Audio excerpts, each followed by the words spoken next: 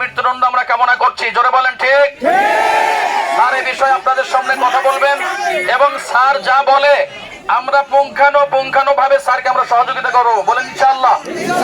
জোরে বলেন ইনশাআল্লাহ। স্যার মহোদয়কে কথা বলার জন্য অনুরোধ জানাচ্ছি।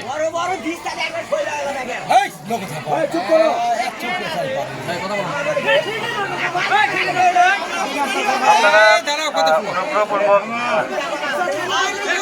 সুযোগ দিবেন, আপনাদের কথা আমরা শুনবো।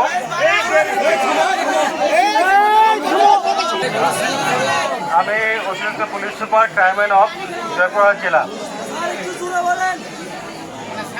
আপনারা যদি সবাই নীরব থাকেন আমরা মনে হয় সবাই কথা শুনতে পারবেন। আমরা আপনাদের যে মনের ব্যথা এটা আমরা বুঝতে পেরেছি, কিন্তু প্রত্যেকটা জিনিসের একটা আইনগত বিষয় থাকে।